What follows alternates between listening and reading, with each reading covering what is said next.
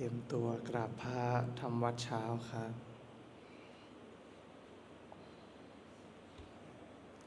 ทั้งหมดกราบพระพร้อมกันครับกราบกราบ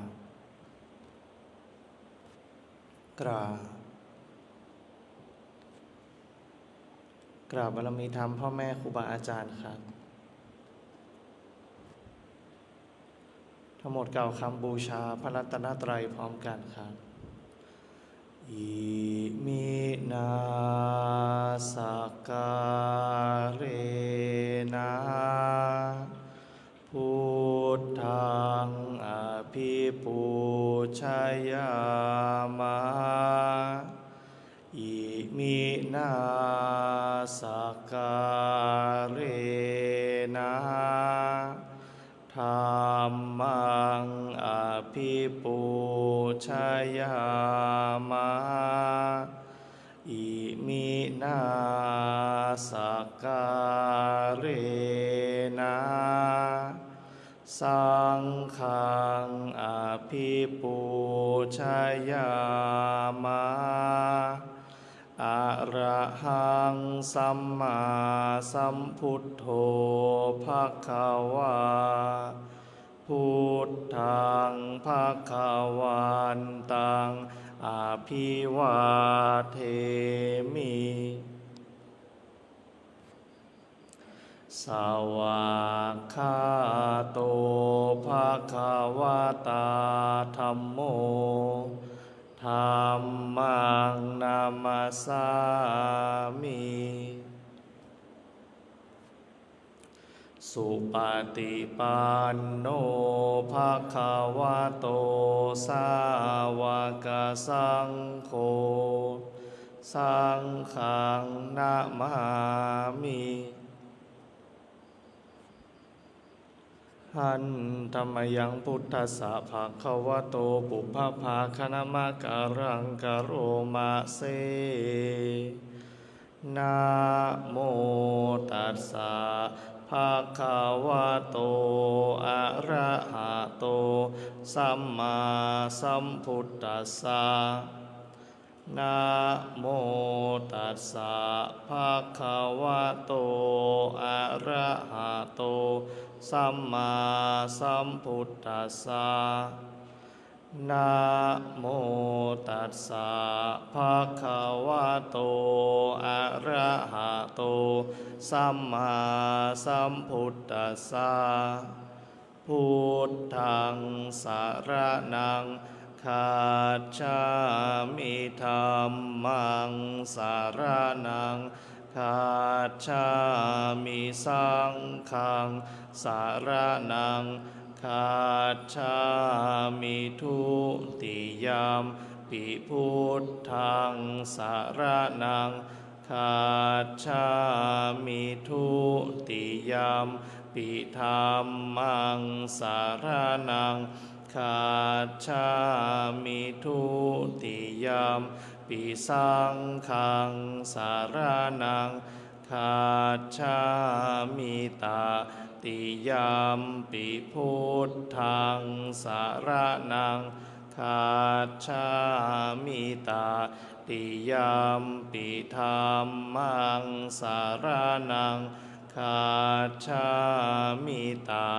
ติยมปิสังฆังสรณังคัจฉามิเปิดหนังสือไปหน้า88ครับหันธรรมยังธรรมนิยตาสุตตปะทังพนามะเสข้าพระเจ้าได้ฟังมาจากพระผู้มีพระภาคเจ้าดังนี้ว่าในสมัยหนึ่งพระผู้มีพระภาคเจ้าเสด็จประทับอยู่ในพระเชตวันมหาวิหารของท่านอนาถบิณฑิกเศรษฐีในเมืองสาวัตถีในการครั้งนั้นแลพระผู้มีพระภาคเจ้าได้ตรัสเตือนสติภิกษุทั้งหลายให้ตั้งใจฟังและพิจารณา ตามพระดำรัสของพระองค์ครั้งเมื่อภิกษุเหล่านั้นกราบทูลด้วยความเคารพพร้อมที่จะรับฟังแล้วพระผู้มีพระภาคเจ้า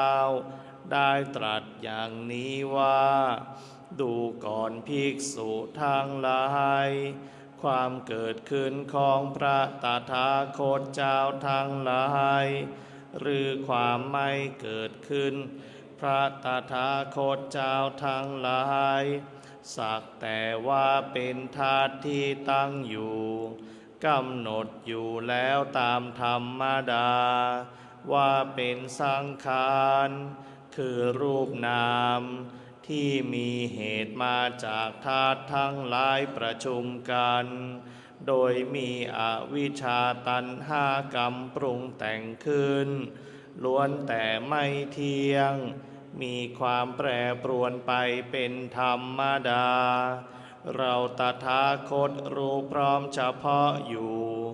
ถึงเฉพาะอยู่ส่วนธาตุนั้นครั้นรู้พร้อมเฉพาะแล้วบอกกล่าวแสดงบัญญัติแต่งตั้งแล้วเปิดเผยจำแนกทำความให้ตื่นขึ้นเป็นที่เข้าใจง่ายว่าสังขารคือรูปนามที่มีเหตุทั้งหลายมาจากธาตุทั้งหลายประชุมกันโดยมีอวิชชาตัณหากรรมปรุงแต่งขึ้นล้วนแต่ไม่เที่ยงมีความเกิดขึ้นตั้งอยู่แปรปรวนไปแล้วก็ดับไปเป็นธรรมดาดังนี้ดูก่อนภิกษุทั้งหลายความเกิดขึ้นของพระตถาคตเจ้าทั้งหลายหรือว่าความไม่เกิดขึ้นแห่งพระตถาคตเจ้าทั้งหลายสักแต่ว่าเป็นธาตุที่ตั้งอยู่มีอยู่กำหนดอยู่แล้วตามธรรมดาว่าเป็นสังขารคือรูปนามที่มีเหตุมาจากธาตุทั้งหลายประชุมกันโดยมีอวิชชาตัณหากรรมปรุงแต่งขึ้นล้วนแต่เป็นทุกข์เหลือทนทนต่อการถูกกระทบกระทั่งเบียดเบียนไม่ได้เราตถาคตรู้พร้อมเฉพาะอยู่ถึงพร้อมเฉพาะอยู่ส่วนธาตุนั้นครั้นรู้พร้อมเฉพาะแล้วถึงพร้อมเฉพาะแล้วบอกกล่าวบัญญัติแต่งตั้งแล้วเปิดเผยจำแนกทำความให้ตื่นเป็นที่เข้าใจง่ายว่าสังขารคือรูปนามที่มีเหตุมาจากธาตุทั้งหลายประชุมกันโดยมีอวิชชาตัณหากรรมปรุงแต่งขึ้นล้วนแต่เป็นทุกข์เหลือทนทนต่อการถูกกระทบกระทั่งเบียดเบียนไม่ได้ดังนี้ดูก่อนภิกษุทั้งหลายความเกิดขึ้นของพระตถาคตเจ้าทั้งหลายหรือว่าความไม่เกิดขึ้นแห่งพระตถาคตเจ้าทั้งหลายสักแต่ว่าเป็นธาตุที่ตั้งอยู่มีอยู่กำหนดอยู่แล้วตามธรรมดาว่าเป็นธรรมสองอย่างคือเป็นรูปธรรมที่มีเหตุมาจากธาตุทั้งหลายประชุมกัน